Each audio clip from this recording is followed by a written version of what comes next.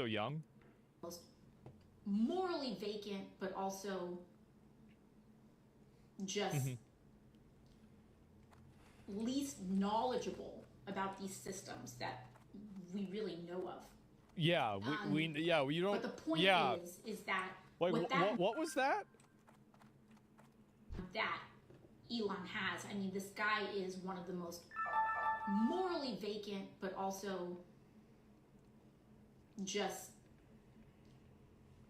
least knowledgeable about these systems that we really know of. Right. But the point is, it's a big meaning. That what that means is that they're going to hit a button. Yeah. Inevitably, they are going to hit a button, and things can go sideways. Yep, that's what people voted for.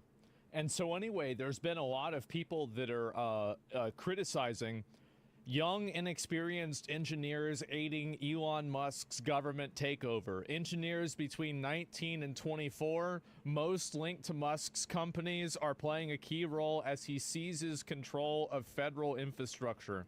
And so you have a bunch of these random guys. Yes, these right here are these are the four horsemen of the fat, retarded federal government worker apocalypse. And they've been having a really bad time. They brought in the 4chan users, they brought in the gamers, and it's been bad for them. And so anyway, here's one of the people that they think is a stupid person who doesn't know anything, and you know, who is this guy? Why would you put this guy in charge of anything? Here's a video about one of them, okay?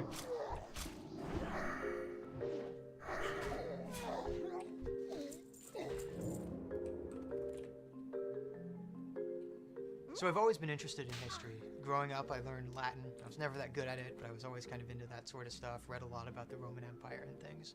And one day I was just listening to a podcast back in March. It was with Nat Friedman. He just kind of got on the podcast, explained like there are these burnt up scrolls that were buried in the Pompeii eruption. No one knows how to read them, but some professors have created CT scans of these scrolls, and they uploaded the data on the internet as a competition to see who could find writing inside of these scrolls. Yeah. And when I heard that, I was just immediately like, oh my goodness, this is such a cool project. You can see why they're worried. This guy won the grand prize for deciphering scrolls that got destroyed by a volcano.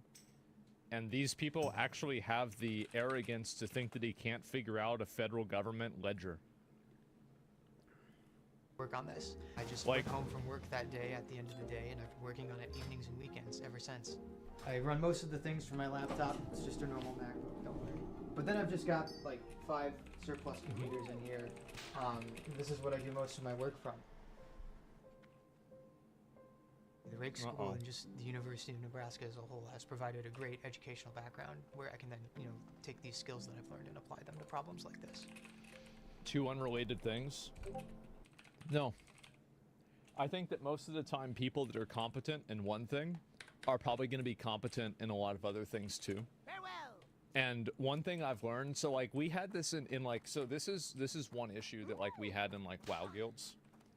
Is that like we had people that were like really bad tanks or really bad healers, and we thought like, oh, we'll just swap them to another role, and then they'll get better, right? And they'll just be better at this other role.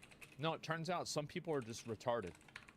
They're just bad, and it doesn't matter what role you put them in, they're gonna be garbage. And then there's other people that it doesn't matter what role that you put them in, they're gonna be the top performer in that role. I just spend hours upon hours staring at Latin pieces What the of fuck is that like keyboard? This is he's an art enjoyer. This is a piece of art. It's one of the most famous pieces of Japanese art. It's called The Big Wave by Hakusai. The guy also drew hentai in like the 1500s or something like that. And the back of it is Starry Night by Vincent van Gogh. Trying to find one of the impressionist painters. At the start of the challenge, we had not been able to find any writing at all within these scrolls. There are hundreds of these scrolls. So what the fuck is the keyboard? That's it. We've scanned a couple of them, and no one had been able to find any writing in that using these methods. late one Saturday night. I was sitting at a party at a friend's house in Omaha, and I get a text from another person on the challenge team that says, "Hey, I've just uploaded this new kind of piece of the scroll. You should take a look at it." I remotely access my computer. I type into it like, "Please run the algorithm on this new piece of scroll." And then I just kind of started. I pull out my phone again, just nonchalantly, like, "Hey, I wonder how that went." And there are 3 Greek letters on the screen. Letters I'd never seen before. It was really. This is the person that they think can't figure out how to read the federal government ledgers. Yeah. This guy can't, it's impossible. You can never figure it out. Cool, because it's like, oh my goodness, like we actually detected new writing in the scrolls using AI. That was the moment I realized, like, this is actually going to work. Like we're probably going to read. You the can scrolls. see why they're and worried. I completely freaked out. My friends were there. I was cheering, jumping up, Yeah. and down, screaming, crying, all the stuff. I would be took a worried picture too. of the results and I sent them to my mom. She called me and she's like, "Hey, these look great," It was a really special moment. Yeah, so this is the word that I actually found. It's right here. It's the word prophoros, which translates to purple. It's the first word we found in the scrolls. It was reviewed by a committee of kind of Greek scholars, but it's the Which, word. by the way, there's a lot of subtext to that. Purple is, in a lot of cultures, the last discovered color because of how infrequently it occurs in nature.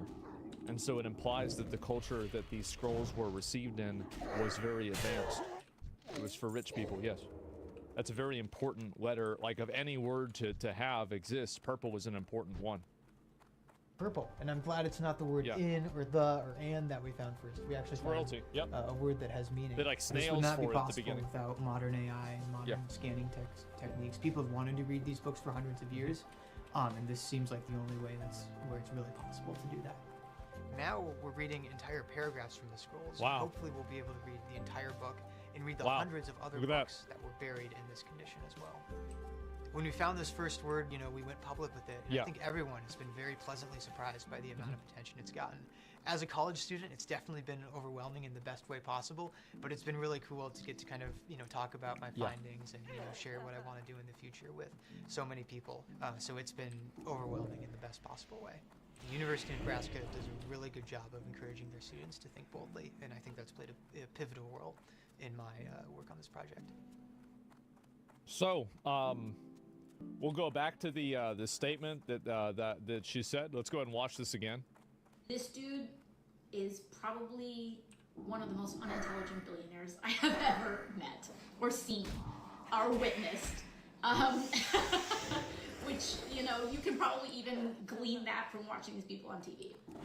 Anyways, all of that is to say is that they don't do their homework. Clearly, like, they're putting 19-year-olds in at the Treasury. This dude is not smart.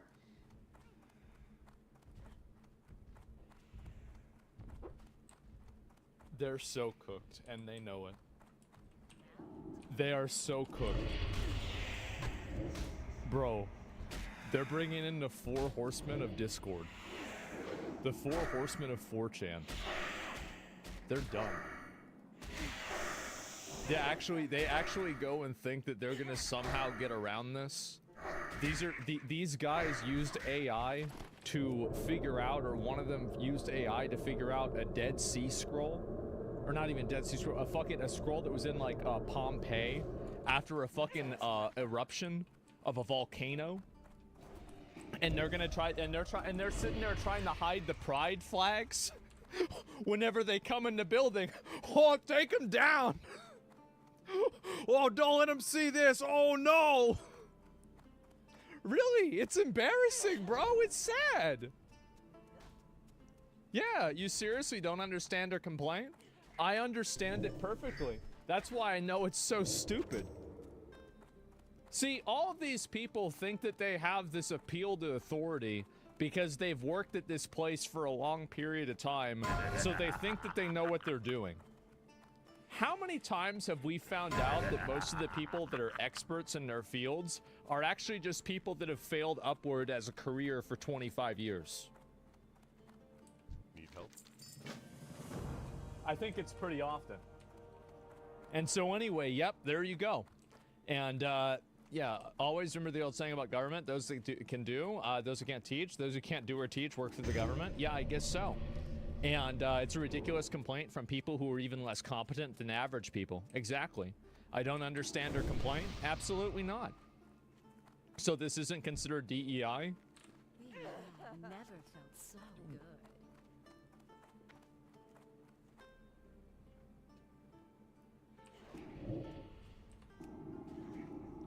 I don't... Am I missing something? Look at this. Alexander Hamilton, 21. James Madison, 25. Man, that's crazy, huh? Wow, who said that? I know. Bro, some chatters, man, they look old for their age. Well, these are probably photos, you know, or like portraits taken of them way later on. But, yeah. And, bro, people only lived to 35 back then? Yeah, bro, yeah, he's like 50 at this point, right? And so, anyway, so there you go. And so I just wanted to show you guys that. Not lie, that may have been the dumbest thing ever said on stream. Yeah. Back when the average age was like 32. So, like, people were saying about the average age and everything. Nobody's actually meaning that. Like, so, like, did people, like, get smarter faster? Like, that's not how it works, right? Yeah. Oh, anyway, her complaint is that an unqualified person was put in charge by a man who doesn't have legal authority to do so. Well, if the guy, if Trump's doing it, if they want to try to contest it legally, they can go ahead and do that. But I'll tell you one thing, I totally fucking support them. And I think that a lot of the people that voted for Trump, this is exactly what they voted for.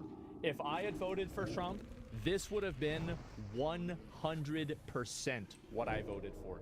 Absolutely. Drain the swamp. Yeah, this is what people want. And I think this is what the majority of people want too. It's just funny that these are the same people that were complaining about term limits and old presidents, and now they're complaining about guys that are too young. Maybe they're just complaining about people that disagree with them and looking for any sort of way to make that person look bad because they can't actually base things off of any sort of argument itself. So yeah, Doge has been under a lot of attack. A lot of people have been very upset about it, and the retards are worried. They're scared. They're very afraid. But I think that it'll be better for everyone. Maybe they're just complaining to complain. That's right. My liberal friends are supporting this. I don't get anyone who disagrees. Well, it's because people are captured by an ideology. You don't think it's a dangerous amount of power? He's putting people in a position that they wouldn't be without Congress approval? Yeah, I think it is dangerous. It's very dangerous. But I think it's been dangerous, the path that we've gone down for a long time. And I'm willing to take a risk and see what happens. It's that simple. I think that the majority of so I think that whenever you have a massive bureaucracy like this, this is like the Thomas Sowell quote of like to a bureaucracy, the main thing that's important isn't necessarily the outcome but the procedure. I really can't give a fuck about the procedure, guys. Sorry to say.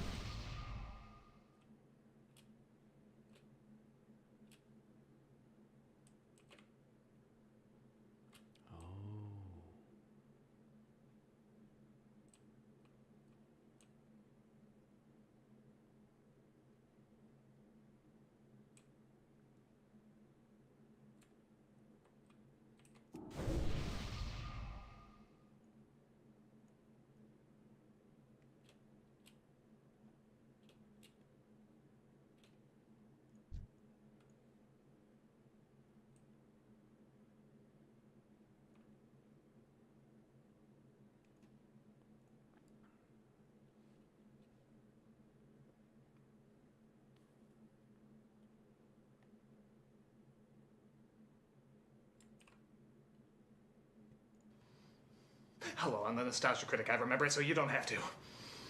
This is it. The fuck? This is finally it. The last one. We are at the final Care Bears movie!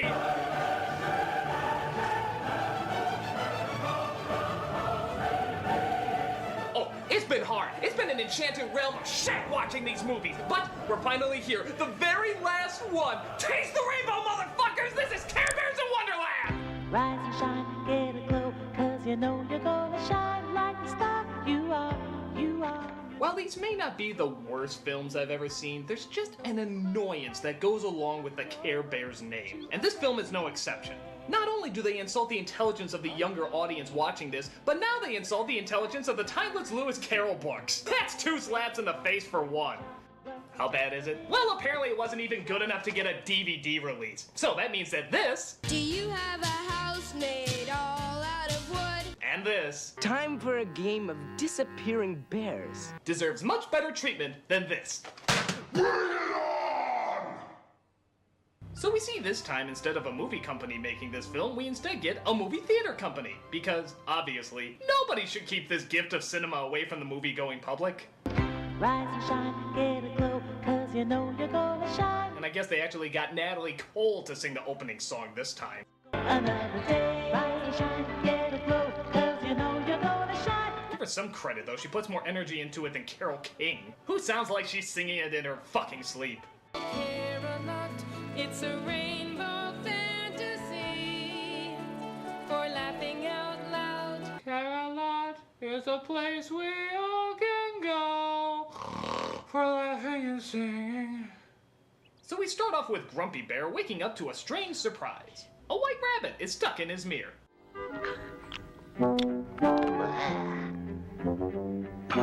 Whoa, must be the side effects of the antidepressants. Just one. Who are you? No time for questions. So it turns out the rabbit is looking for Swiftheart. Why? Get this. Because they're related. Uncle! What brings you all the way from Wonderland? Yeah, that's right. The rabbit from Alice in Wonderland is related to the rabbit from Care Bears. No shit. What other family tree surprises do you think are out there? Do you think Slippy is related to Mr. Toad? Or Toto is related to Beethoven? Or Tom Thumb is related to Danny DeVito? The possibilities are just endless. But actually, that's not even the biggest surprise. Here's the real shocker for me. Does anyone know the whereabouts of my niece? One Swiftheart Rabbit by name. Wait a minute, Swiftheart is a chick? I never knew that! Oh my god, I totally thought he was a dude this whole time! I mean, okay, I don't need all women to wear bows and dresses and stuff, but some kind of clue would be nice! I mean, you know, bigger eyelashes, or redder lips, or... No, we're not opening that door again! What brought me here? She did. Her. You and your friends must help me find this girl. Oh, you mean Princess Peach? Yeah, there's no comparison. It's fucking Princess Peach! And we find out later that she's been kidnapped by an evil monster in a magical land from a giant castle. Why is it fucking Care Bears in Wonderland is closer to a Super Mario Brothers movie than the actual Super Mario Brothers movie? Okay, keep the review focused. We're hating this film. So it turns out they have to find this princess character, or else. Or else what? Or else an evil wizard will take over all of Wonderland, and everyone there will be forced to obey him. So, rather than do something crazy like, oh, I don't know, search Wonderland for her, the rabbit decides to get the Care Bears to roam the earth and try to find her. Oh, what about breakfast? Has anybody seen this girl? She's so young and small. I just love the fact that the whole world has totally accepted the fact that just Care Bears exist now. For them, it's just an everyday occurrence.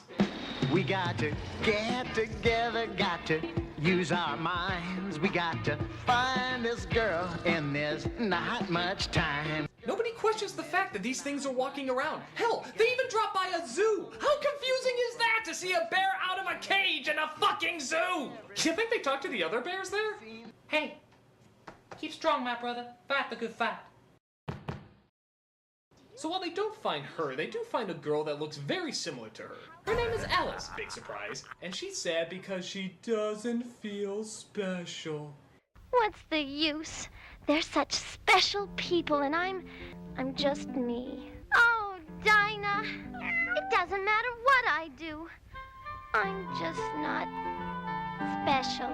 No, curse this youthful face, expressive eyes, long flowing hair, perfect teeth, clear skin, and excellent speaking voice. I want to be special. You know, like Susie down the street with her head retainer, bad acne, and unexplained third eye. She's the girl we all want to be. But faster than you can say, who fucking cares? The Care Bears arrive to explain their situation. The resemblance is remarkable, but the rest, the clothes, the hair... You look just like the princess. Princess? I'm not sure. I'm not sure she's special enough. No, I think we were closer talking to that Susie chick with the 3 eyes. Well, I couldn't go alone. You don't have to, Alice. We're ready. And willing. And able. Actually, I sort of meant talking to my parents about going on this whole trip. Oh, yeah, you probably don't want to bring this up to them. What we're doing is most likely very, very illegal, seeing how you're a minor. The best way to look at this is just as a whimsical adventure, and that way we don't have to bring in the authorities. Well, couldn't I at least call my mom? Do it or I'll eat you. Okay. So they start going through the mirror when suddenly the evil wizard breaks it to pieces, meaning the team is split up. Rather than just, going into another mirror, they decide to find an enchanted hole to climb into. What a coincidence! I also have an enchanted hole these schmucks can climb into. How about looking for breakfast first? Oh yeah, there's a running joke, by the way, that Grumpy constantly starves because he hasn't eaten all day. What's this building up to? Oh, you'll see when we get there.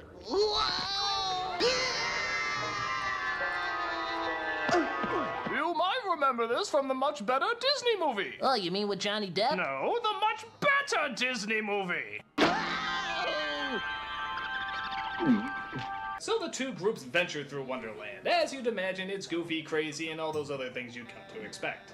But then the evil wizard named Evil Wizard sends out his 2 henchmen, who I can only assume are called Tweedle Annoying and Tweedle Obnoxious. They're sent out to stop them from reaching the castle.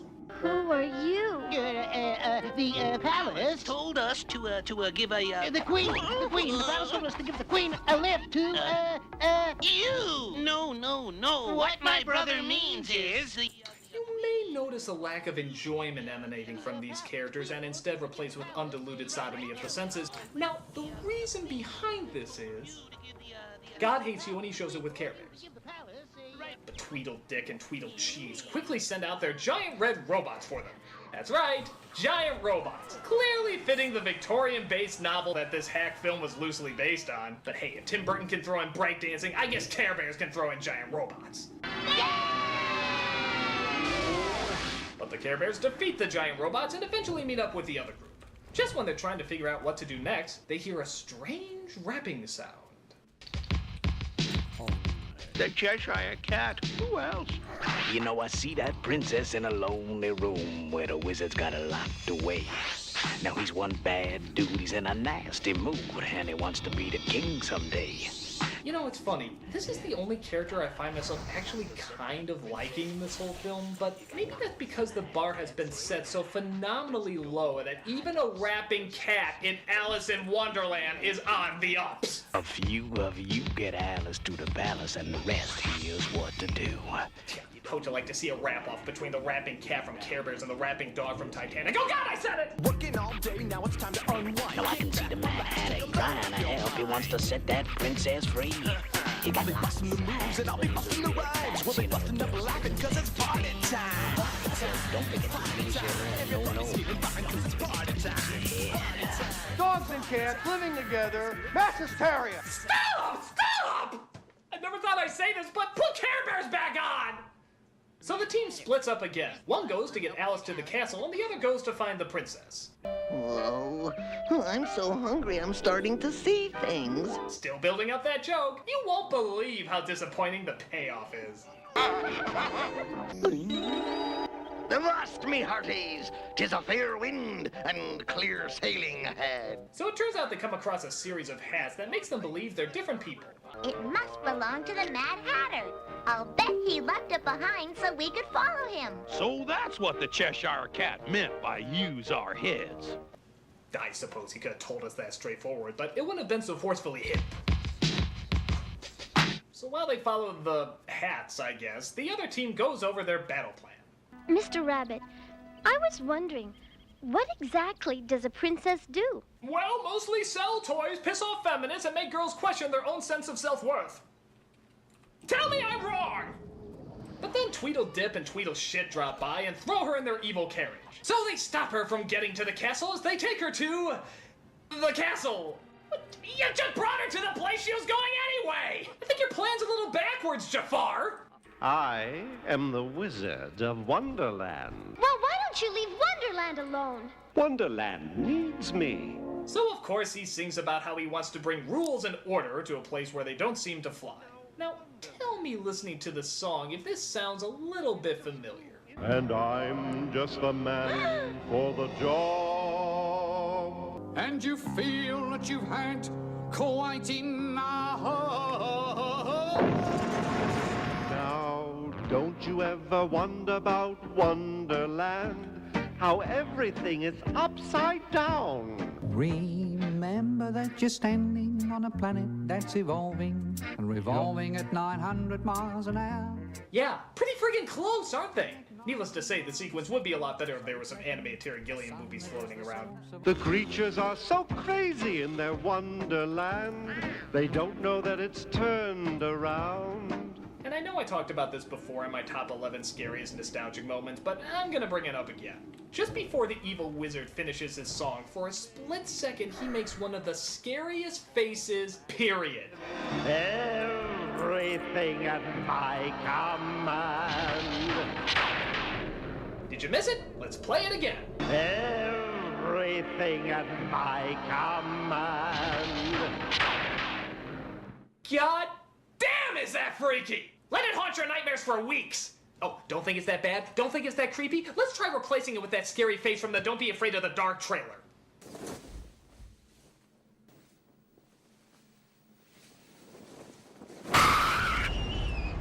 Fucking scary! Do you think for a single moment that a silly, frightened, plain little girl like you could fool anyone into believing that you are a real princess? No! He's torturing me with observations about my plainness! So, in a rather bizarre move, he leads her into the room where the queen is, and everybody believes that she's the princess.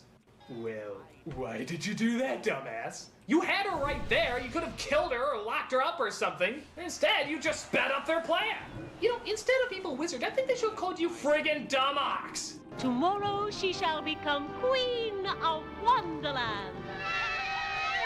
So, unlike the queen in the original book, who was nasty and hate-filled, this queen is nice and jolly, and clearly has no idea how to govern because these are some damn weird rules they have to abide by. The wizard has hidden my daughter somewhere to make certain she'll miss the coronation tomorrow. I'll have no choice but to pass my crown on to him. Well, why don't you just stay queen then? I'd have him cast out of Wonderland this instant, but I have no proof. If you needed proof in Wonderland, did you hear the song? Everything's topsy-turvy and upside down. What's with all the laws? With you standing in place of the princess, the wizard cannot be crowned King of Wonderland. And yeah, that's another thing. Have you noticed what the princess's name is? Princess. Have you noticed what the queen's name is? Queen! How can you swear in people in this world of rules and laws when you don't even know what their fucking names are? So they dress her up and teach her how to be all princessy so she can fool the crowd. How difficult can drinking tea and playing croquet be? Apparently not as hard as finding a good editor. Hang on, little lady. You're doing great, Alice. Thanks to my friendly flamingo. I just happen to be the best in the business. Rise and shine, get a glow, 'cause you know you're gonna shine like the star you are. So by following the hats, the group makes it to a cave where they find the Mad Hatter, who apparently was smart enough to lead people to the princess's location, but not actually smart enough to save her himself. You know, the lack of logic of the character's lack of logic really lacks of logic. That's what? You like hats? I'm mad about hats.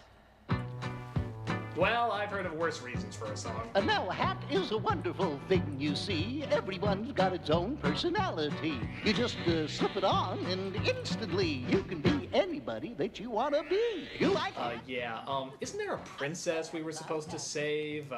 Crowning ceremony that could happen at any moment. Sort of a time is of the essence thing here, you know. Is there a hat to shut you the fuck up? You like hats? I'm mad about hats. So they find the princess is being held in the living room of the Jabberwocky. Strange, but stupid. Where they get her out and escape the giant beast.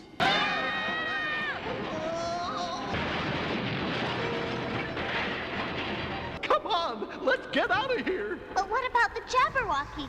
He's got a thorn in his paw. The poor creature. That explains why he's so miserable. Makes me totally forget the fact that he held me hostage and is dooming a nation. So of course they pull the thorn out, and the Jabberwocky is suddenly a good guy. Thank you. Oh, you're very welcome, Mr. Jabberwocky. Call me Stan. It's much easier to say. Okay, Stan. Yeah, the Jabberwocky that we just met in the third act is named Stan. And yet, there's still 3 major characters with no names. Where are your priorities, movie? Do you just want us to forget we watched you? So he starts flying them to the castle, where Alice is now being commanded to do the princess test. What's the princess test? It's a test that only a true princess can pass. Well, you take a dozen mattresses, take one teeny tiny little pea, and then run a DNA test. See if it matches the queen. Pretty straightforward. So I guess the Book of Wonder calls for her to climb a mountain, bring a cup of water down from the well to make the sleeping flowers bloom.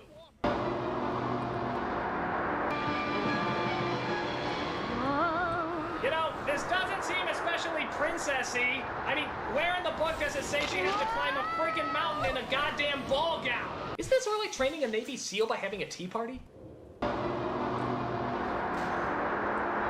Oh, hey, look, it's Darkheart! Be brave, little Alice. Believe in yourself, because here's the most important part. While others all remember to use their heads, you just remember to use your heart. That's right. Remember to use your heart. Yeah, that was okay, but it's no pig power in the house! You just remember to use your heart. That's right. Remember to use your heart. I said remember to use your heart. That's right. You remember. Yeah, do you think you could give me a lift up or something? I mean, the rap is nice, but I have to climb this mountain in heels, for God's sake. Nothing? Nada? Okay, I'm just gonna act like you have a point in this movie. So she gets the water from the well and somehow climbs down without spilling it, but then comes across a unicorn, which she can't help but give the water to. And wouldn't you know it, that was part of the test. What a shock. But it's not over yet. She still has to make the flowers bloom. Now how the hell is she gonna do that?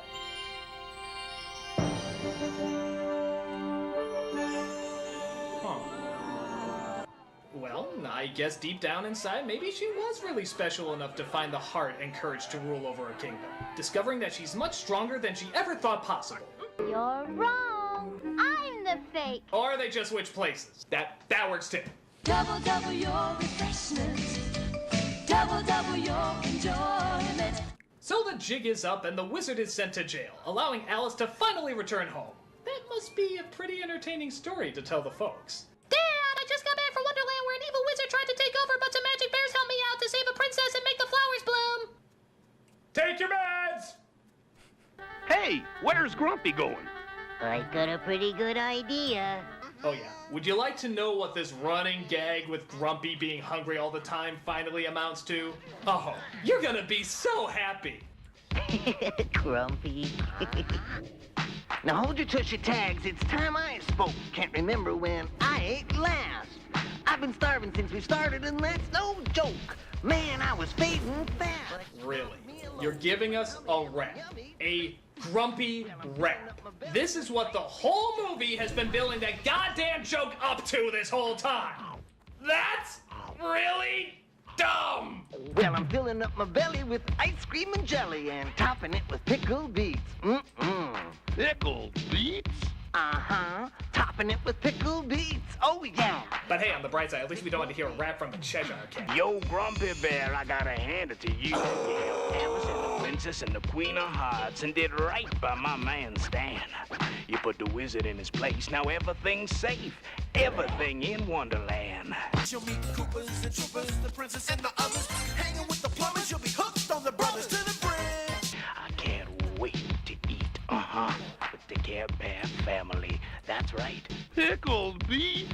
Oh. Oh, and that joke worked so well the first time you just had to repeat it, huh? Well, repeat this. That's my socks! They all do, but this one in particular is just so forgettable. The story is fluff, the characters are fluff. The only thing that's kinda neat is when you see something creatively weird in Wonderland, but even then that's very rare and it's usually played very safe and conservative. So there's not much to look at. While the second one was probably worse, I have to admit, that one at least had Darkheart, who is much more memorable than anything else in this flick. Except for that. All I gotta say is I'm glad I'm done with these movies. They're far too cutesy and bland for my taste. I'm a nostalgia critic, and I don't care. Did someone say care? Excuse me one moment.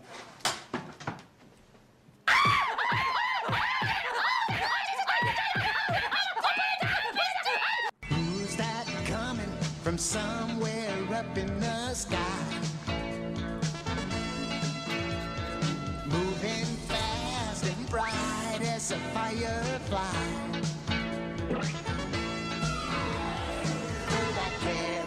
Countdown and send a wish out through the air.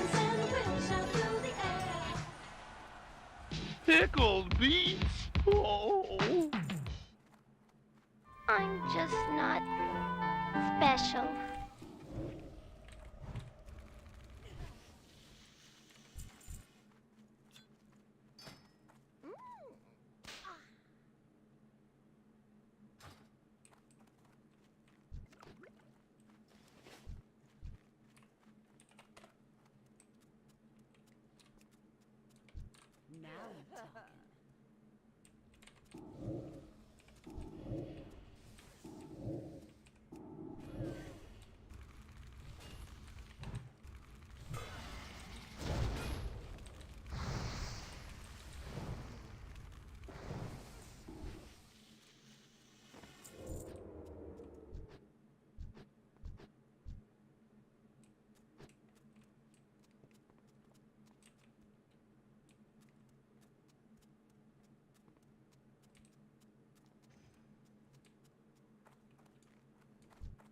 Let's have some fun.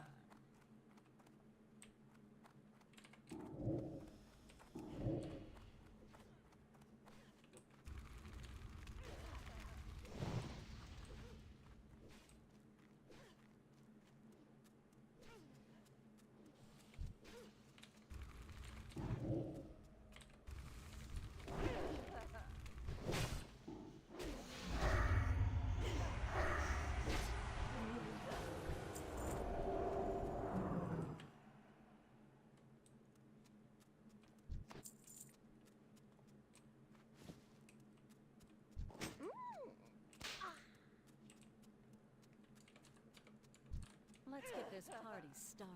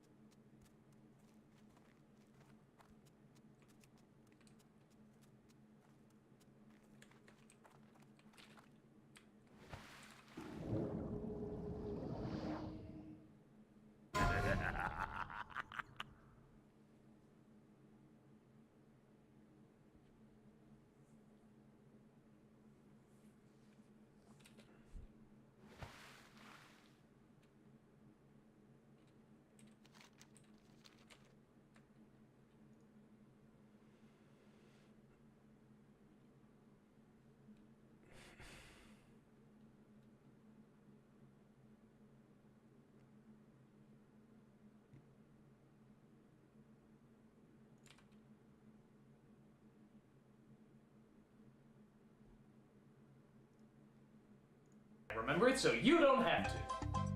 There's some people that just keep making appearances here at Nostalgia Central. People like Shaquille O'Neal, Pee Wee Herman, Abe Vigoda, and of course the Austrian beef sandwich himself, Arnold Schwarzenegger. What is it about him anyway? He's so goofy and yet so likable. Such a bad actor and yet so entertaining. You can't stop watching him no matter how hard you try.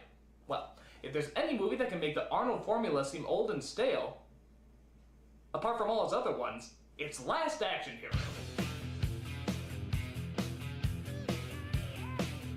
You'd think the director of Die Hard and Predator would know something about keeping audiences entertained, but in John McTiernan's big-budget bore-fest, we find that even the most action-packed director can make the most dull, unfunny, and creatively misled of pictures. Now I know what you're thinking. Arnold Schwarzenegger make a bad movie? Surely you jest! Well, let's take a look and see why Last Action Hero is a Last Action Zero. Trust me, it's a lot funnier than most of the jokes in this movie. So we open up with the movie slamming us in the face, literally. Ow! Violent cinema? We see a bunch of cops lined up around a building where some psycho is holding a bunch of children hostage. Who could possibly save the day? Put that cookie down! It's Arnold Schwarzenegger playing Cop Jack Slater, who has to deal with what most movie cops have to deal with, the typical shouting boss. You're gonna sit and wait for the real hostage negotiator. The last time you pulled this John Jitterbug popcorn antique ass shit. Harlem Globetrotters. He then walks across a pointless Tina Turner cameo. Thanks, Tina, your check's in the mail. As he faces one cop who doesn't want to let him pass. Hey, you want to be a farmer? Here's a couple of acres. Yeah! I'm sorry, could you repeat that? You want to be a farmer? Here's a couple of acres. What does that mean? I mean, Arnold's lines are corny, but they usually make sense. Is it because acre sounds like aches? Is it because he kicked him so far it's like the distance of an acre? Are his balls the acres? I mean, what's the joke? Arnold, you can't just say random phrases and expect them to magically be funny. You gotta think about them first. It's like saying, you want to be an astronaut? Tricks are for kids. So he gets to the rooftop where we see the psycho holding the kids hostage. Gave my word of honor he could watch you die. Oh, Stephen Wright, what did you do to yourself? I'm living on a one-way dead-end street. And of course, it just so happens that one of the boys being held hostage is Slater's son. Now lose the gun. All right, I'm unarmed, so let the boy go. Let the boy go. You know, he has a name. Being his father, I thought you might be privy to that information. Maybe. But it turns out the movie is, well, just that, a movie. Focus! Nick! Being watched by a whiny little protagonist named Danny. Danny is friends with the projectionist at a movie theater played by Robert Prosky. The new Jack Slater opens this weekend at the Odyssey. So being such a good friend, Prosky offers him an advanced screening of the next Jack Slater movie, as long as he finally starts going back to school, which he's been skipping out on quite often. There they show films of a lesser caliber, like Hamlet with Laurence Olivier, the hack.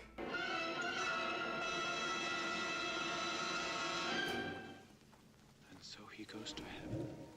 Talk, just do it. God! Shakespeare's like the worst writer ever! So Danny starts daydreaming about what the film would be like if Arnold was in it. Stay thy hand, fair prince.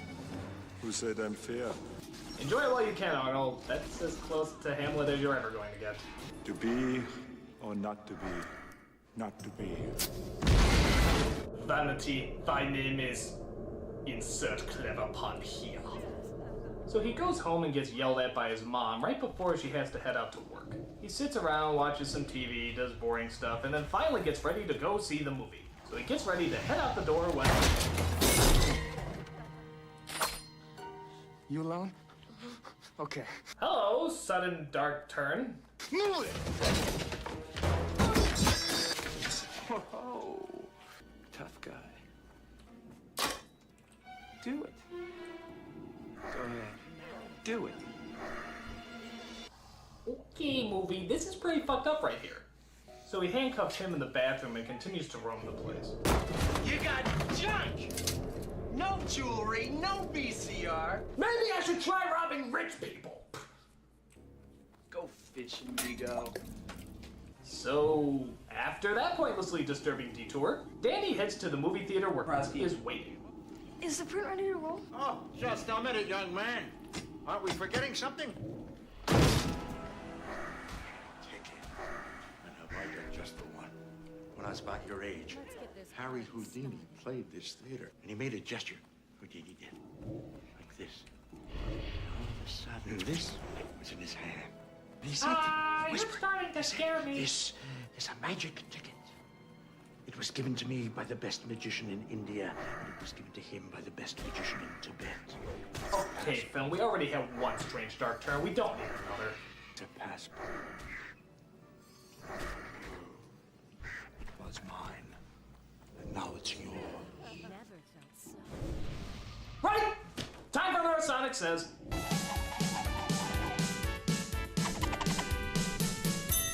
Hey kids, strangers may offer you all sorts of things to get you to come with them, like movies, magical tickets, and a lot of other horse shit. But chances are they're just trying to touch your bathing suit area, and that's no good. So if a stranger, especially Robert Prosky, tries to touch your chili dog, just get out of there. So he rips the ticket, which I guess was made out of Tinkerbell blood, as he starts showing the movie for Danny to watch. We see a guy being interrogated by a mob boss, played oddly enough by Anthony Quinn. You want me to make him operate on you? I would make an Anthony Quinn joke, but none of you would get it. We then cut to Jack Slater, entering his home as he sees his old friend conveniently right before he dies. Tony Vivaldi and the Torelli mob are joining forces. Before he dies. Frank. What? Frank! What the hell even killed him? Was watching Arnold do drama really that bad?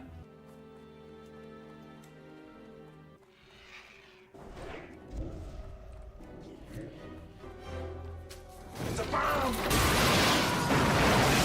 Of course! The bomb was wired to the card somehow! 2 days to determine. Did the saxophone just laugh at him? So the chase begins. Hired goons are sent to shoot up Slater when suddenly the magic ticket actually transports Danny into the movie.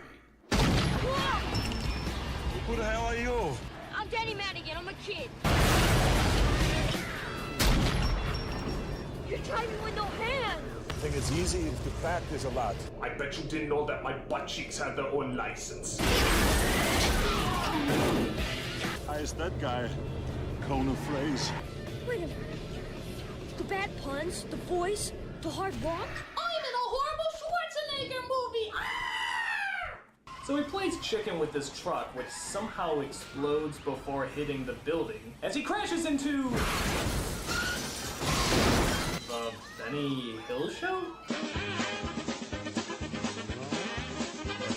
So the kid is taken back to the police station where he comes across Sharon Stone from Basic Instinct and Robert Patrick from Terminator 2. Oh, that's good. Did you see that?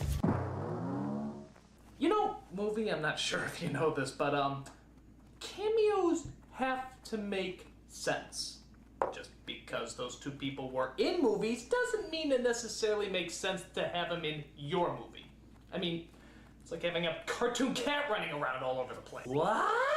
What the hell is that? Are you serious? Why is there a cartoon cat there? That doesn't make any sense. He's supposed to be back on duty. He was only suspended for a month. No, movie, no! There is no reason a cartoon cat should be there. And it's like saying Little Richard's in the movie. You a big-time fan of Jack Slater films? I've enjoyed it. Jean-Claude Van Damme. I will never miss the premiere for the saga. Jim Belushi. I just want to be there when it happens. MC Hammer. Look, deal's done, right? Humphrey Bogart. He's looking at you, kid.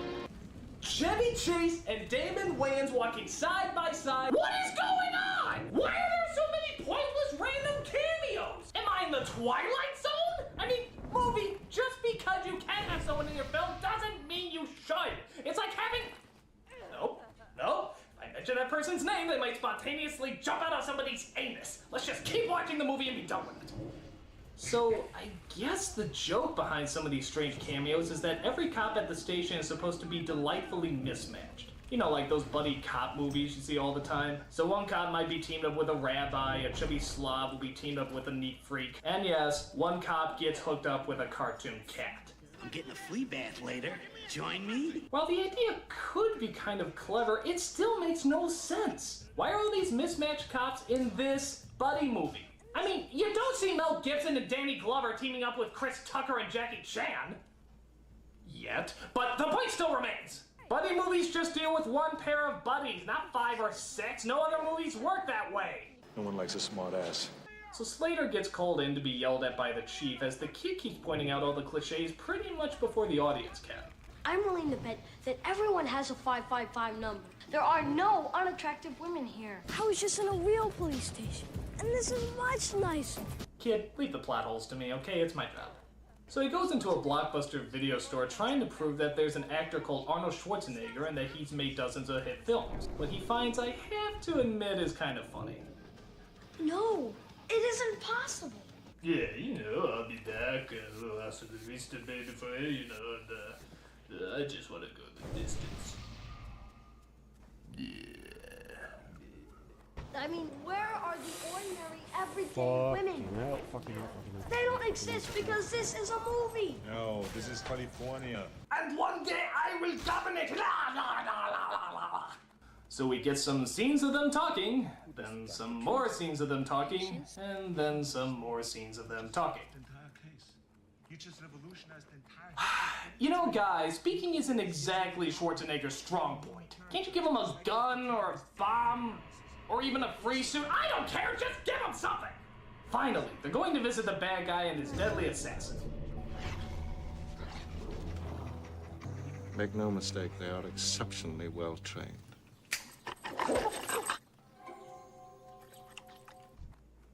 Movie, are you on drugs? So yeah, they don't really get any answers and they just decide to leave. Oh good, how wonderful. Thank you for that, movie. I really thought you were gonna fuck up there and do something exciting for a minute. Please, tell me there's another long, drawn-out scene of just two people talking. Yes! Yes! I am so happy to think we could be wasting our time with gunfire, explosions, and exciting chase scenes! But no! An uninteresting crime plot and a whiny little brat with girly hair is far more interesting! Hurrah! Her fuckity-rah! Blow something up! Or a hot chick, that helps too. Daddy, So Slater drops off the kid with his incredibly attractive daughter as he drives off to have a flashback.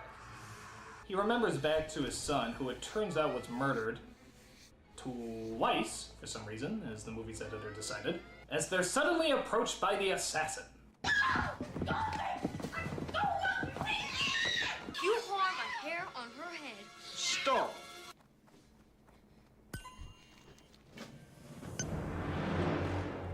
Wow, that'd be really threatening in 5th grade. For God's sake, stop screaming and do something!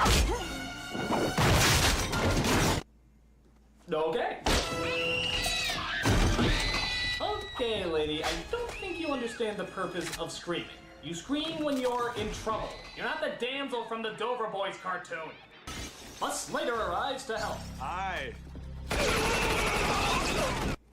Alright, that's one cool scene.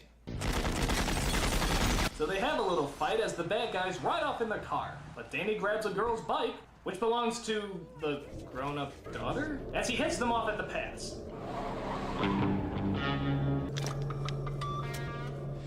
Chicken it is. Kid, what the hell is wrong with you? You're on a girl's bike, they're in a fucking car! Do the math! This is gonna work. It's a movie. I'm a good guy. This has got to work. Oh, shit. I'm a comedy psychic. And a rather unfunny one that we'd like to see get pulverized.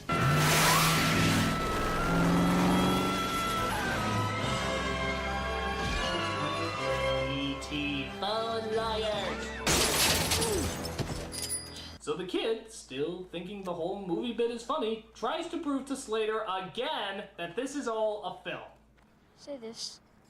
Grow up. Just say this one word. You can't. You can't possibly say it. Because this movie is PG-13. Too bad they're not online, fuck shit titty cock. So we go back to the police station where, once again, we get a screaming fest from the angry chief. Jesus Christ, he's turning into the Micro Machine guy. This is the Micro Machine Man, presenting the most midget miniature motorcade of Micro Machines. Each one has dramatic details, terrific trims, stupendous styling, precision paint jobs, rushing wheels. Micro Machine cars of vast variety, including Lamborghini, Grand Am, Corvette, Volvo, Ford, Lincoln. And by the way, yes, that is steam coming out of his ears. Did I mention that this movie was PG-13? As in, no one above the age of 13 would find this funny? Give me your badge! So Slater is laid off, which of course means they're gonna stop the crime boss on their own. Somehow they find out that this body at a funeral is going to explode with some sort of nerve gas. I don't know, just play along. As Slater and Danny are confronted by his old partner played by F. Murray Abraham. Sorry, Jack. I didn't want it to go down this way. But I haven't played the good guy in the movie yet, so here we are. Freeze! Man, are you an idiot? You made the classic movie mistake. Don't explain so much. Kid, shut up. But Quinn gets the drop on the kid as they chain our two heroes together. I have to go and establish my alibi. Arrivederci. I look forward to you totally forgetting this performance. But they're saved by the cartoon cat. Yep, a Schwarzenegger movie where he's saved by a fucking cat as he goes up to the funeral and tries to get the body away from the people. This man's not dead! Can somebody help this man here? Look, elephant! So while Danny is probably wondering why he couldn't have gotten transported into Debbie Does Dallas, he manages to operate a crane that helps Slater get off the roof in one of the strangest slow-mo shots ever. This is what I like to call the Wile E. Coyote. I do not actually fall until I realize there is nothing supporting me. This style of slapstick comedy was originated in the 1940s. Warner Brothers was beginning to make its mark in... I was just about to tell them about the golden age of cinema animation! I eat you! I eat you all! So they save the day while the assassin guy gets the magic ticket and starts to discover exactly what he can do with it. I can move through parallel worlds, in and out, steal whatever I want. But not before Slater politely knocks at the door. Avon calling. Don't move. All right, Slater. I'll go quietly. The hell you will. We're going to have an exciting climax and a thrilling conclusion. This is for my daughter's black eye! Usually when I do that, you give us a horn. There was supposed to be an earth-shattering kaboom. So Slater and Danny travel into the real world, where Slater discovers things don't work quite like he thought they would. Here's another explosion for you movie kids. Not a word. Not one word. My acting, it doesn't seem to fly here. Nobody finds it credible. They just laugh at my accent. So just as you're saying to yourself, shouldn't this movie be over by now? The film prattles on mostly as Slater just mopes around and faces the reality that he's a fictional character. Gives you nightmares the rest of your life. But you're fictional, so who cares? I'm sorry, but I don't find it so new and exciting to discover that my whole life has been a damn movie. Yeah, this is the real world, with magic tickets that suck you into realms of fantasy. It's an everyday occurrence. So through a long series of boring events, they finally realize that the assassin is going to attack at Arnold Schwarzenegger's premiere of the new Jack Slater movie. Benedict is gonna kill Schwarzenegger. Schwarzenegger? Who's Slater? Bingo. Bingo! Except... No! That makes no sense! But screw it, let's just get to the climax of this sucker. So the assassin goes and brings back that Stephen Wright guy as he plans to use him to kill Schwarzenegger the actor. Rip, come here. What brings you here tonight? I just wanted to tell people that they can save a lot of money by switching to Geico. Even a caveman can do it. By the way, this is where we get a lot of those weak cameos I mentioned before. They walk in front of the camera and then wonder what they did to deserve such piss-poor treatment. Well, we all know what Van Damme did, but I digress. So he tries to kill Arnold and fails, but he kidnaps the kid and takes him to the rooftop. Gee, for the real world being nothing like a movie we've just seen, this is in fact looking a lot like a movie we've just seen. It's now between you and me. So let the boy go. And we've played this number before, haven't we, Jack? You're just angry because I have 12 more teeth than the average human being. Slater defeats the psycho, but then gets hunted down by the assassin, who of course reveals his evil plan. You want Dracula? I'll fetch him. Dracula? I can get King Kong. Have a surprise party for Adolf Hitler. Hannibal Lecter can do the catering. All I have to do is snap my fingers and they'll be here. That's actually a pretty cool plan. Holy smokes, I can't wait to see the possibilities that come out of this. Of course, just ruined the only cool premise in the entire film. Fucking cock blocker. You think you're funny, don't you? So Arnold gets the gun and shoots the bad guy who somehow explodes. Again, real world, isn't it fascinating? As the ticket falls and actually releases the Grim Reaper from the Seventh Seal. Because, yeah, everyone who sees Last Action Hero is gonna know what the hell the Seventh Seal is. As Danny tries to take an injured Slater and get him back into the movie. Why? Because in the film world, his injury would only be considered a flesh wound, and apparently not kill him. So Death, played oddly enough by Ian McKellen, gives Danny some helpful advice. If I were you, I might be looking for the other half of the ticket. One ticket to rule them all, one ticket to fight. Oh, forget it. So he finds the ticket and gets him back into the movie, where the doctors fix him up so he can go back to duty. The kid has had an amazing adventure. He reunites with the Prosky character. And they all live happily ever after. There is just one tiny detail that they overlooked. The fucking Grim Reaper is on the loose! I mean, we never saw him go back into the movie, and we even saw him kill a few people in the real world. Isn't this, I don't know, a big fucking deal? Maybe it was meant to be saved for the sequel, Last Action Hero 2, Death Takes a Holiday. But luckily we never saw it, because this film tanked at the box office. And why shouldn't it? It's dull. I mean, it is so boring. Granted, some of the ideas have promise, and there are one or two jokes that work, but mostly it's a very clumsy, boring action film. My advice, I'd rather listen to that Put That Cookie Down remix a million times before ever watching this movie again. Put that cookie down, down, cook it down, cook it down, put that cookie down. I'm a nostalgia critic, I remember it, so you don't have to. Put that cookie down, cook it down, put that cookie down.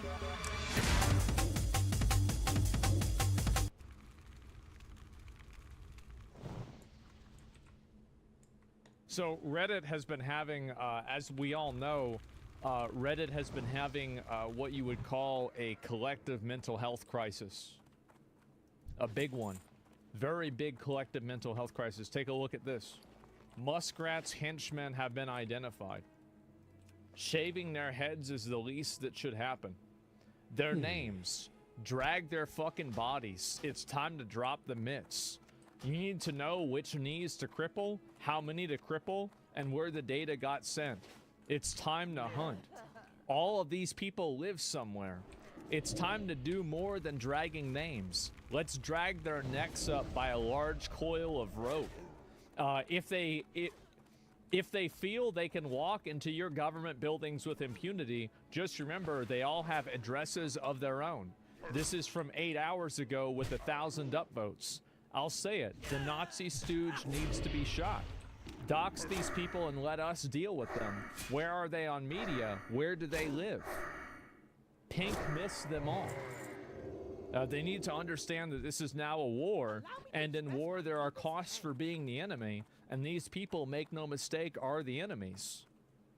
Now this may be sound crazy, but they had addresses. Not saying someone should pay them a visit, but doing this type of thing to the American people should result in you fearing for your life if you get to keep it. So we have a situation on Reddit. This is a collective mental health crisis on Reddit. Wow.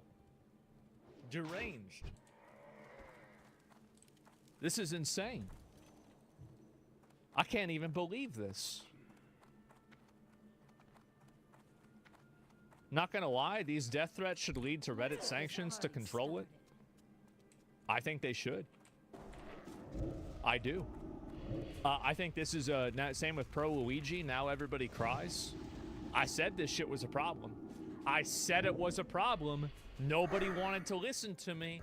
Everybody said it didn't matter. And now it's happening again. There we go. You were right. I knew this shit was gonna happen. It's obvious it's gonna happen. Like, it's not like, oh wow, I can't believe I'm so smart. No, it's fucking obvious this shit was gonna happen. Absolutely. What's Pink missed? If you like you blow somebody up and it vaporizes their body. And the pink is from the blood. Simple. and skin, you know, put together.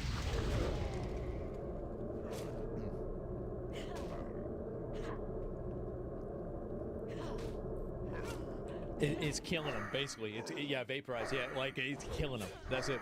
I think Luigi's on a different scale. It's different defending a murderer and calling for mass death. Not really. I mean, like, well, I mean, you're right. It is different. It is different. It's different. They're both bad, though, right? They're both bad. And so, anyway, we got this shit going on. Reddit's got to get this under control. They really have to get this under control. Because if they don't get this under control, somebody else is going to get it under control for them. And that's going to be the government. I'm going to be honest here. These are death threats. These are calls to violence. There needs to be accountability for this type of behavior. We have rules. There are laws. Reddit needs to follow these laws. And this is over the line. This is not free speech. This is not free speech. Not even in America is this free speech.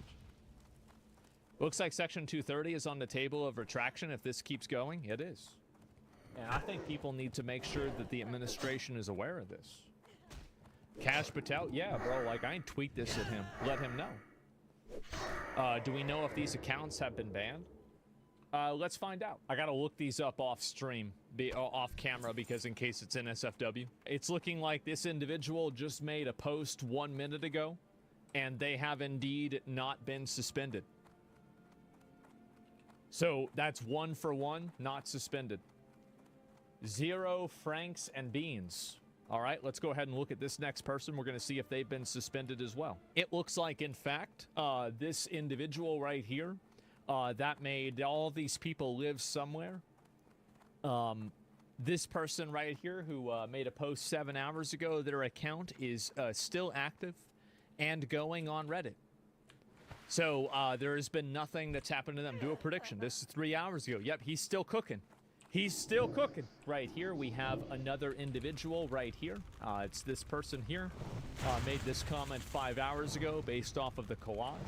Copy paste. This is an image. I can't copy paste. And so we've got another person right here.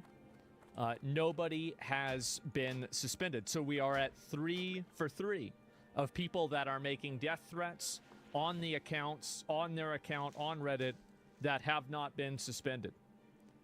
Drag their fucking bodies. Time to drop the mitts. Okay, so this person, clearly a call for violence, right? I know this might come as a surprise to you guys, but their account is still active. That's right. It's still active. We are at 4 for 4. People that are making death threats, openly calling for violence and to kill government employees. Let's see the rest of them. The Nazi stooge needs to be shot. I would say this is a call for violence. This might be a big shock for you guys. Somehow, it was. 4 out of 5. That's a W for Reddit. I'll give it to him. I'll give it to him. That's good. Now, and dox these people and let us deal with them. I would say this is kind of a bad one. Let's take a look at this. I know this might be a big surprise, but there you go. Yep. Let's go be friends with these guys and visit them in their homes.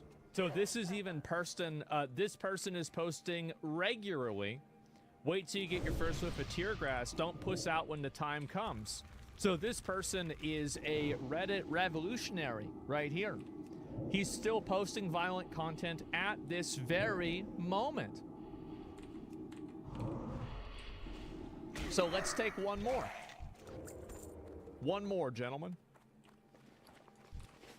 Dr. Pencil Binder. There it is. That's his most recent comment, 19 hours ago. And you can even see the post right here. So everybody's waiting on Monday, so this is a post here. Clubhouse participants only. Waiting on if everyone's waiting on Monday to file lawsuits. No mercy if all these are confirmed. I say drag their names. I would bet Elon is there. These are people that are advocating for doxing and political violence.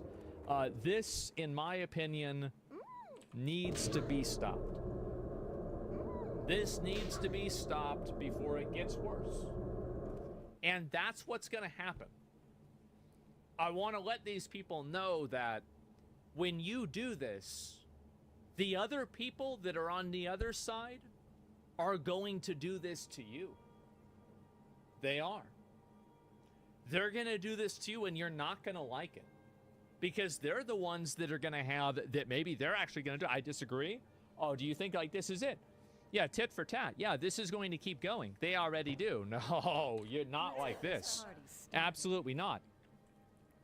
And so I don't think this breaks the First Amendment. The Second Amendment is going to give people the ability to commit violence against people and protects the First Amendment. That only implies the First Amendment is meant to organize for the purpose of violence in the first place. I want to... So I want you to just say it right now. You think that it is your First Amendment right to make a call to kill a government employee? Just say yes or no. Very simple yes or no question. Is that a First Amendment right or not? We got to get a Pepsi. No. Okay, so what are you talking about? What are we doing? Yeah, obviously not, right? Obvious, because obviously, right? So, like, what are you typing about? We need our politicians, especially Trump, to stop with the us versus them rhetoric? No, rhetoric isn't a problem. The words are the problem. Rights are a difficult subject and should be handled through the Supreme Court in Austin. It's very, and the Supreme Court system, it's very messy these days. Okay, so then, yeah, all right, so there we go. So you're not gonna make it. See, you know, bro. You know. What are you doing? You know. It's obvious. You know. Why are you playing games? Why are you tap dancing? Everybody sees this. You're roaching out. Word soup equals an answer. Yep, there it is. Are you all fucking insane? Trump started all this. Please check at the rope and hang. If somebody does this that's a Trump person, then tell me and I'll call them out. When was the last time you complained about the right doing death threats on Twitter? The last time it was sent to me and I saw it? Let me ask you a question.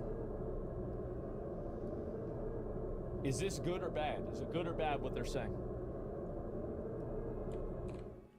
It's simple. Is it good or bad? It's bad. Okay, all right, so it's bad. So what's the problem? Okay, so I said this thing's bad. And you're mad that it's bad, even though you agree with me that it's bad. But Twitter is notorious for death threats and harassment, but since Elon owns it, nothing will be done. That's not true. I have said over and over and over about Twitter. I have complained about this on Twitter constantly. I have said this is happening on Twitter constantly. And it is worse on Twitter. You're right. This isn't a competition. It's bad to do this. It's literally that fucking simple. Yeah, more users? No. Well, regardless of how many users it is, anybody who does it is doing it wrong. I think he's saying you only criticize one time. You're an Elon lover, bro. You won't criticize Twitter. So, if I provide you with an example of me criticizing Twitter that is a specific concrete example, is that going to be enough for you? Or are you just going to move the goalposts and say that, oh, well, that's different? Because I can give examples, right? I could give, for example, the time where Nick Fuentes was doxxed. And I was massively against that, and I said that was horrible, and I said Twitter massively fucked up. I could give the example of when Grums, people keep tweeting things about being violent to Grums. I think anybody that does that should be immediately permabanned. Here, let me make it extremely clear so everybody can understand it. If you make a call to be violent towards a person, you should get banned on Reddit, TikTok, Twitter, or Instagram. That's it. There's no, a call for violence is a ban. That's it. There should be legal action. Elon retweets to libs of TikTok, the biggest doxer on the internet, bro. The platform owner endorses doxing on Twitter. What does that have to do with what I said? I'm not even going to engage with that because it has nothing to do with the conversation. You said that I don't call out Twitter. I gave you multiple examples of me calling out Twitter. So now we're moving the goalposts again. This is exactly what I said would happen. I exactly said this would happen. Yes, no, it's bad. Doxing leads to people finding people to threaten. Yes, anybody who's doxing should get perma'd. It's that simple. If you're doxing, you should get perma'd. That's it. If that's something that Suburban Elon from Twitter, I have not seen Elon post somebody's dox himself. I have not seen it. Now, maybe I should have. Maybe it happened. I didn't see it, but I certainly didn't see it. Ban it? Yes. He didn't? Of course not. He doxed your DMs. That's a willful dishonesty. Willful dishonesty. Libs of TikTok should be banned. If libs of TikTok posted a person's private personal information publicly, then the answer to that is yes. Do you think I have some kind of allegiance to libs of TikTok? Do you think I give a fuck about that? Do you think I actually care about libs of TikTok? Fuck no, I don't care. No. If they did it, they should get banned. People are so radicalized by this type of like partisan thinking that they think that you can't have a principled stance on anything if it goes against what's perceived to be your side. All of these people should be banned, and a lot of them, I think, should probably be investigated by the FBI. I do. I think that we need to hold people like this accountable, and I think that making threats and calls to violence like this is absolutely something that should not be acceptable on any platform on the internet. It's that simple. And if social media companies do not moderate and control this stuff, then I think there should be a level of accountability for that. These social media companies operate at a tremendous privilege that's given to them by the government through Section 230. And if they want to operate with that privilege, they need to make sure that they're doing a good faith effort to prevent death threats and calls to violence for government employees off their website. This is embarrassing on Reddit's part. It is insane that this is even a conversation. Those aren't specific threats, though. Yes, they are. Yes, they are. You would never even dare to tweet something like this at the president. And the reason why is because you know you'd have Secret Service at your house. You would. You would. You would never do that. And that's it. Ban the idiot? Yes. Or anyone that's violent? Yeah, you can't say these things in person. Exactly. Yeah, tweet it to the president. Yeah. People want to believe this. You'll see what happens. And that's the way that I see it. Holy fucking retards. Well, people are dishonest. A lot of people are dishonest, and it's unfortunate, but it's funny that, in my opinion, I think that's the best response. Because these people will not actually do that because they know that they will be immediately shut down. And it will actually fuck up and ruin their own life.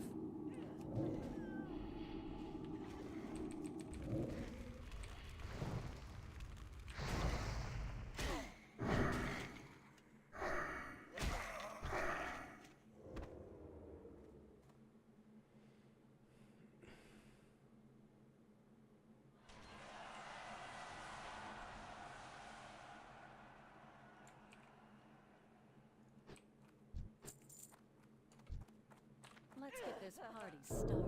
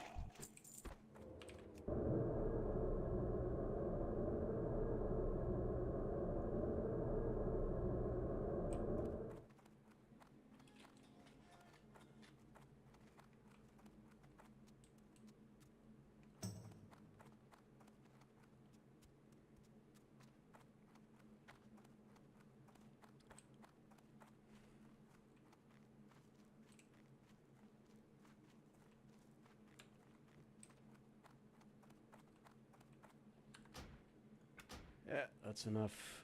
Good